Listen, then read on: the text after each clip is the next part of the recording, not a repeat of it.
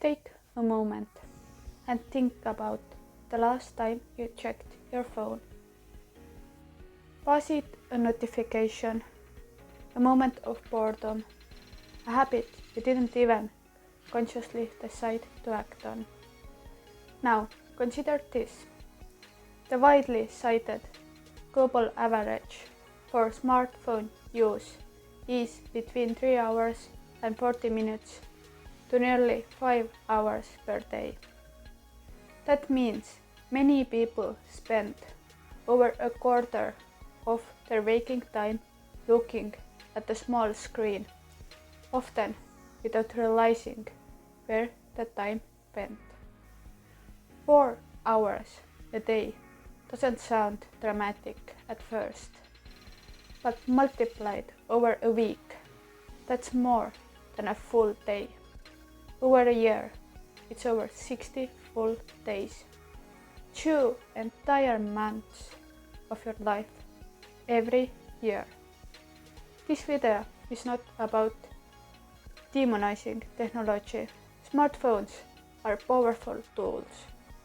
They allow us to work, learn, connect, navigate, and create. The problem is not the phone itself. The problem is unconscious use. When the phone controls your attention instead of serving your intentions. Today we will talk about why your phone is so effective at stealing your focus, how constant phone use affects your attention, sleep, and energy, and most importantly, simple, realistic ways to take your focus back without quitting technology altogether. Why phones are so distracting and why it's not your fault. Smartphones are not neutral tools. They are designed to compete aggressively for your attention. Most apps, especially social media platforms, are built around intermittent rewards. You never know what you'll see when you refresh a message, a like, a video, a piece of news. This uncertainty triggers dopamine, the same neurotransmitter involved in gambling. Every buzz, vibration, or banner notification tells your brain this might be important, even when it isn't. Over time, your attention becomes fragmented. You stop being able to sit with boredom. Silence feels uncomfortable. Waiting becomes an excuse to scroll. Focus feels harder than it used to be. Not because you're weaker, but because your environment has changed. The good news is that attention is trainable, and your environment matters more than willpower. Step 1. Silence is superpower. One of the simplest and most effective steps is also one of the most underestimated. Put your phone on silent or airplane mode. Not vibrate. Not only important notifications. Silent. Most notifications are not urgent. They are reminders, promotions, updates, or social signals designed to pull you back into the app.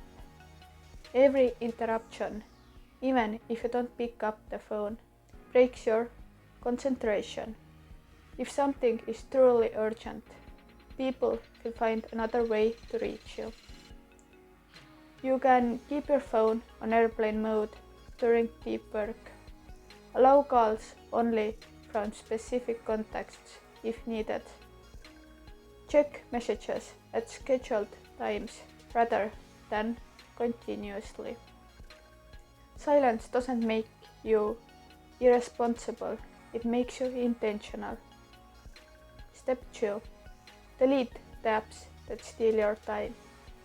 This step makes many people uncomfortable because it forces honesty.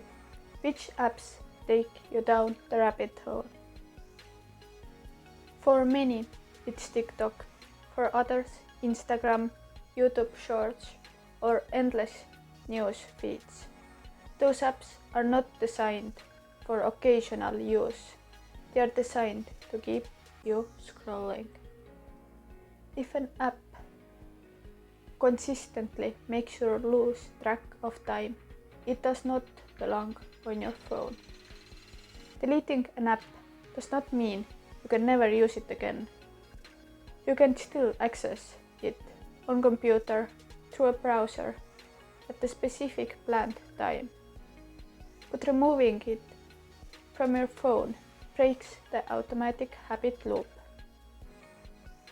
Convenience is power. When something is one tap away, you will use it without thinking. When it requires effort, you will use it with intention. Step 3. Turn down the colors. It's a small change with surprisingly large impact. Your phone is colorful on purpose. Bright reds, blues, and greens stimulate your brain and make apps more engaging. When you turn your phone to grayscale or reduce color intensity, apps become less exciting, scrolling feels less rewarding. You are more likely to stop naturally. Your phone becomes a tool again, not a toy. This change does not reduce functionality, it simply removes unnecessary stimulation. Step 4. Create physical distance.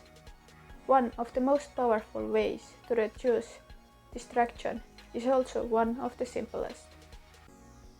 Don't keep your phone on your body or within arm's reach. If your phone is in your hand or on your desk or in your pocket, your brain is constantly aware of it, even if the screen is off. Instead, leave your phone in your bag. Put it in another room while working. Place it face down and out of reach. Out of sight really does mean out of mind. Focus improves not because you are forcing yourself, but because the temptation is no longer present. Step 5. The bedroom should be a phone-free zone. One of the most damaging habits many people have is using their phone in bed. Using a smartphone before sleep disturbs melatonin production due to blue light, increases mental stimulation, makes it harder to fall asleep, reduces sleep quality. Over time, this leads to shorter, less restorative sleep, increases daytime fatigue, lowers concentration and emotional regulation. Your brain needs clear signal that the day is over. Practical changes. Charge your phone outside the bedroom. Use traditional alarm clock. Read a physical book before sleep. Keep the bedroom associated with rest, not scrolling. Better sleep alone can dramatically improve focus, mood, and productivity. Step 6. Decide your scrolling time in advance. The goal is not to eliminate phone use entirely. The goal is conscious use. If you enjoy scrolling during your lunch break or in the evening, allow it, but with structure. Before you start, decide how long will you scroll, for example 5 or 10 minutes. Set the timer, and when the timer ends, stop. This turns scrolling into a deliberate choice rather than an endless activity. Without boundaries, 5 minutes easily becomes 30. With boundaries, you regain control. Why small changes matter more than big rules? Many people try to quit phone use completely, fail, and then give up. That's because environmental changes beat willpower. You don't need discipline every minute of the day. If notifications are off, distracting apps are deleted, the phone is not in the bedroom, usage windows are defined. Each small change reduces friction in the right direction. Over time, your attention span begins to recover. Silence becomes tolerable again. Focus becomes easier. Boredom turns into creativity rather than scrolling. What you gain when you take your focus back? When you reduce unconscious phone use, you gain more than time. You gain deeper concentration, better sleep, more presence in conversations, greater emotional stability, more mental space for thinking and creativity. You also regain something many people don't realize they have lost: the ability to be alone with your thoughts. That ability is the foundation of learning, planning, and self-awareness. Your phone is not evil, but it should never be the default answer to boredom, discomfort, or silence. Attention is one of the most valuable resources you have. Once it's fragmented, everything else suffers. Your work, your relationships, your health, and your sense of meaning. You don't need to do everything at once. Start with one change. Silence your notifications. Remove one distracting app. Keep your phone out of the bedroom. Small steps compound. If you take your focus back just 1 extra hour a day, that's 365 hours a year return to your life. And that time belongs to you. Thank you for watching. If you enjoyed this video, consider hitting subscription button and maybe share your thoughts in the comment. See you in the next one.